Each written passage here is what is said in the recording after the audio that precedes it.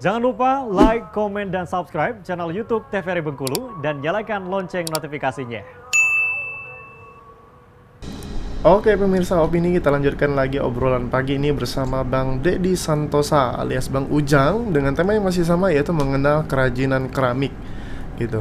Nih Bang Ujang gitu kan, tadi prosesnya tadi setelah pembakaran mungkin ya. Pembakaran tadi ada dua Bang ya, apa aja Iya, tadi Bang?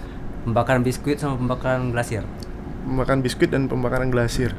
Biasanya nih gitu kan, penasaran juga kalau produk kayak cangkir ini gitu kan, ini termasuk yang glasir atau yang biskuit atau yang seperti apa? Ya ini produk pembakaran setelah glasiran, Bang. Setelah glasiran. Setelah gitu kan. glasiran. Jadi kan di keramik tuh ada 2 kali pembakaran, itu pembakaran biskuit sama pembakaran glasir. Nah, setelah pembakaran biskuit itu tuh kalau misalkan produknya cuman produk gerabah, bisa langsung di finishing Contoh dengan produk gerabah tadi apa? Kendi ya, ataupun kendi. pot-pot bunga, Bang. Gitu. Dan Kayak ini yang aku buat visualisasi itu juga. itu Ya. tuh gerabah juga sih, Bang. Oh, gerabah juga, Bang, ya? Produk gerabah. Karena ini ida aku glasiran. Iya, iya. Ida aku glasir. Jadi produk gerabah setelah jadi pembakaran biskuit, terus langsung masuk ke proses finishing. Finishing. Kalau finishing itu melakukan apa aja di produk? Salah satunya diwarnain, dicat kan. Oh, dicat. Nah, bisa pakai cat akrilik ataupun sari warna dan beberapa dekoratif lah gitu kan. Nah, terus untuk mengunci warnanya biasanya kalau misalkan kawan-kawan yang produknya gerabah, biasanya di pernis ataupun di pilok gitu, Bang. Oh, di pernis itu dilapisin lagi nih Bang ya? Iya. Dikilatin gitu Iya, kan. mengkilap lah ya. Mengkilap ya. Gitu. Oh. Nah, kalau misalkan dia pembakaran glasir, setelah pembakaran biskuit tadi masuk ke finishing kan, sama finishing, Bang. Nah, itu diwarnai tapi tidak pakai cat akrilik, tidak. Jadi pakai apa? Pakai pigmen. Jadi memang khusus pewarna keramik kalau kami ngomongnya gitu. Oh iya Jadi iya. pigmen yang memang khusus pigmennya tuh bisa lebur di suhu sekian gitu. Sama kayak glasirnya. Glasir biasanya suhu terendah pembakaran glasir tuh ada 1050 derajat Celcius. 1000. Yo. Nah, jadi pewarna itu harus mix juga gitu, harus klop dengan suhu segitu. Jadi umumnya glasir tuh dasar warna itu ini, Bang, transparan. Ini cuma mengkilap doang. Itunya dicampur dengan pigmen tadi, baik itu warna merah, kuning atau biru atau yang lain kan. Nah, terus dicampur, dikasih tambah air, terus diaduk. Nah, jadilah dia cairan glasir, terus diaplikasikan ke produk gitu. Kalau misalkan produknya ada warna bunga, misalkan mau gambar bunga rafflesia warna merah, jadi biasanya itu digambar dulu pakai pigmen kan, ataupun pakai pigmen tadi, digambar bentuknya baik itu rafflesia atau apa kan, dengan warna-warni, terus baru deh disemprot ataupun dikuas ataupun dicelup dengan glasir bening gitu, kurang lebih kayak gitu sih. Dasar basic untuk finishing Finishing ya. Secara simple. Berarti yang harus diperhatikan mungkin kalau dari pembakaran tadi, ini Bang ya, apa? Tingkat kematangan Iya, ya? tingkat kematangan, Bang. Kalau Iya, dari finishing tadi memang berarti sesuai dengan kreasi kita aja berarti ya? Iya, Bang, benar. Dengan apa yang kita inginkan gitu kan. Itu sih. Karena memang sefleksibel itu sih kalau buat keramik itu kalau menurut aku, Bang, gitu. Kalau dari Abang sendiri selaku pengrajin gitu kan, yang paling susah dari proses pembuatan awal sampai akhir apa tuh? Kalau menurut aku sih pembakaran, Bang. Oh, pembakaran ya? Karena pembakaran itu sangat memang harus Menentukan kah? sangat-sangat. Oh ya. Iya. Karena apa ya? Harus sangat cermat waktu mengontrol apinya tuh, Bang. Jadi kalau misalkan api terlalu lambat, kita bakalan rugi gas. Oh iya benar. Kalau misalkan apinya terlalu ngebut, barang bakal pecah. Nah, di situ memang harus balance kan. Nah, gitu. Memang harus terampil ketika pembakaran tuh, Bang. Baik itu pembakarnya biskuit ataupun pembakaran glasir. Karena ketika misalkan kok pembakaran biskuit, Bang, tingkat kematangan barang kok kalau ketika pembakaran biskuit kok biasanya sih suhu yang didapatkan tuh harus maksimalnya 800 sampai 900. Terus kalau di bawah itu tidak matang juga sih, kurang.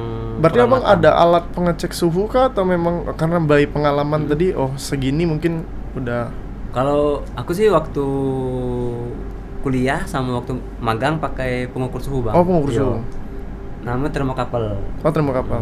Jadi ketika di suhu tuh udah menunjukkan 800 derajat, berarti udah gitu kan, tinggal dimatikan gitu. Kalau misalkan lebih dari angka 800 atau 900 udah tidak bisa. Kalau misalkan tujuan barangnya mau diglasir kok, tidak bisa dipakai lagi gitu. Oh, udah Karena gagal lah ya itu. Udah Proses apa ya? pembakarannya. Proses pembakaran itu Overcook. overcook. Iya. Udah mutung lah kan. Ya, mutung, Jadi ya. kalau misalkan memang tujuan awalnya untuk gerabahan, tidak masalah suhu yang dihasilkan lebih dari 900. Tapi kalau misalkan barangnya memang ingin diglasir, memang harus 900 paling maksimal, karena setelah dia kelebihan dari suhu 900 itu tuh barangnya tidak bakal nyerap glasir lagi bang. Ketika diglasir dia tidak bakal mengkilap gitu. Karena tidak nempel glasirnya kayak gitu kan. Oh iya, berarti itu memang yang dipelajari juga dan dan pengalaman abang juga gitu. Iya, Bang. Saya kira tadi yang paling susah tadi pembentukan tadi bang. Kalau pembentukan sih tidak sih bang, Enggak karena ya? anak SD anak TK pun bisa gitu kan, untuk membuat buat pot gitu ataupun buat karakter lucu kan dari keramik, dari tanah liat. Sangat-sangat mudah sih, karena fleksibel bahannya juga plastis kan. Memang sangat-sangat mudah untuk mengaplikasikan segala bentuk di barang ataupun di ide yang kita punya gitu. Sangat-sangat mudah. Berarti ketika pembentukan tuh pure pakai tangan sendiri Pakai tangan atau ada pakai cetakan?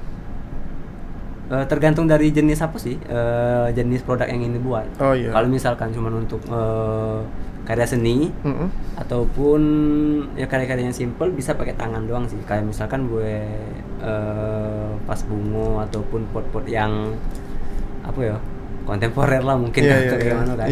Bisa pakai tangan doang gitu. Kalau berarti kalau untuk cetak berarti hasil cetak, produknya bang? Lembar yang lebih rapi lah ya. Lebih rapi, lebih solid gitu kan bentuknya. Kayak misalkan ini mungkin cetakan, tapi ada juga yang pakai teknik putar gitu. Jadi kalau misalkan cetakan, kita memang harus punya cetakan. Kayak cetakan tuh bahan untuk buat cetakan tuh ada lagi bang, gipsum namanya. Oh, gipsum. Itu dibuat lagi atau memang diperjualbelikan untuk ini? Dibuat sih sebenarnya. Oh, dibuat lagi ya? Karena beberapa pengrajin ataupun beberapa pengkarya keramik itu emang punya karakter bentuk sendiri kan, kan? Atau kreasi sendiri bentuknya. Jadinya memang custom sendiri bentuk barang yang ingin dibuat dengan cetakan itu. Menjadi ciri khas juga kan bang, gitu kan? Jadi ciri khas. Kalau dari produk abang sendiri apa ciri khas yang identik banget, abang banget nih gitu kan? Kalau aku sih ya itu tadi bang, alat musik. Alat musik ya? Alat musik tiup. Dalam beberapa karya yang aku buat sih itu sih yang masih aku ingin kembangkan di alat musik tiup. Dan juga bentuk-bentuk bentuk-bentuk tumbuhan flora gitu. Kalau dari segi ininya nih bang, strategi pemasaran nih bang gitu kan, mungkin kan kalau membuat ini kan prosesnya udah panjang banget nih. Jadi sebelum pemasaran nih, berapa hari untuk menjadikan satu produk tuh? Kurang lebih ya semaksimalnya seminggu sih bang, menurut aku. Seminggu ya? Gitu ya, berarti seminggu. Berarti kan untuk mencapai proses pengeringan yang bagus gitu kan. Jadi harus ada kurang lebih 5 hari pengeringan ataupun minimal 3 hari mungkin, terus ada pembakaran sama finishing setelah itu gitu kan. Baik itu mau di finishing secara glasir ataupun bukan secara gerabah tadi, ya masalah gitu. Prosesnya cukup lama berarti ya, 7 hari. Seminggu lah gitu. kalau. Untuk pemasaran nanti kita obrolkan lagi setelah segmen berikutnya gitu ya. Dan untuk para pemirsa jangan kemana-mana, tetap di Opini Obrolan Pagi ini.